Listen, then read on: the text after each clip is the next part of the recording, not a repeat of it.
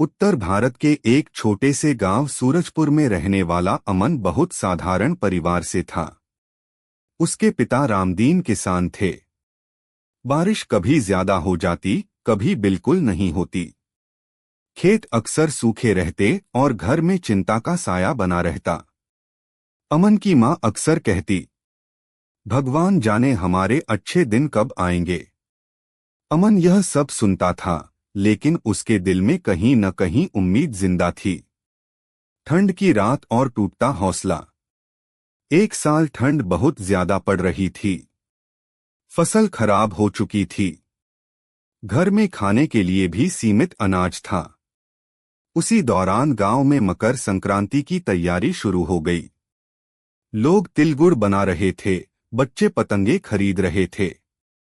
अमन ने अपने पिता से कहा, बाबा, हमारे पास पतंग खरीदने के पैसे नहीं हैं, फिर लोग इस दिन इतने खुश क्यों रहते हैं? रामदीन ने जलती आग के पास बैठते हुए कहा, बेटा, मकर संक्रांति इसलिए मनाई जाती है क्योंकि आज से सूर्य उत्तरायण होता है। यह दिन बताता है कि अंधकार कितना भी गहरा हो, अंत में रोशनी जरूर आती है। यह बात अमन के दिल में उतर गई। संकल्प का जन्म। मकर संक्रांति की सुबह अमन जल्दी उठा। उसने देखा, सूरज की किरणें ठंड को चीरती हुई धरती पर फैल रही थीं। उसी पल उसने मन ही मन एक संकल्प लिया, मैं हालात को नहीं, अपनी मेहनत को दोष दूंगा। मैं अपनी किस्मत खुद बदलूंगा। उसने पढ़ाई के साथ साथ खेती के बारे में जानना शुरू किया।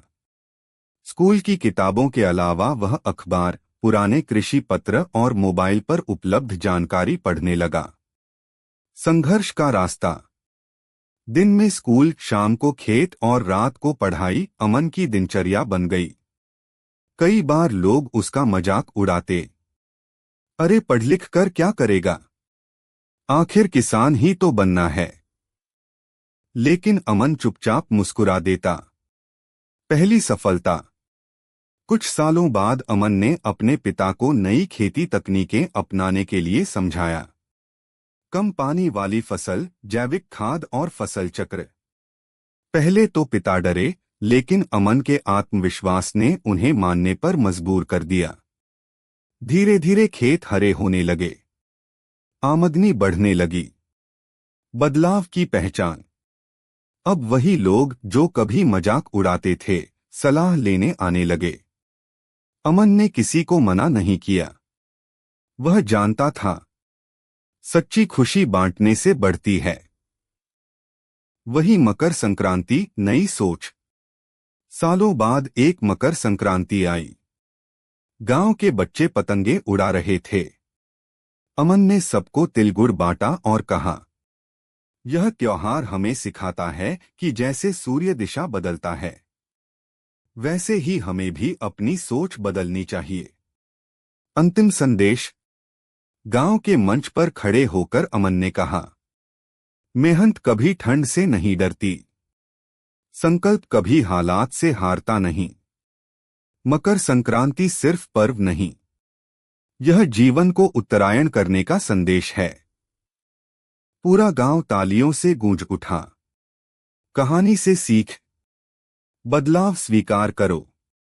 मेहनत को अपना हथियार बनाओ। उम्मीद कभी मत छोड़ो। हर मकर संक्रांति नया संकल्प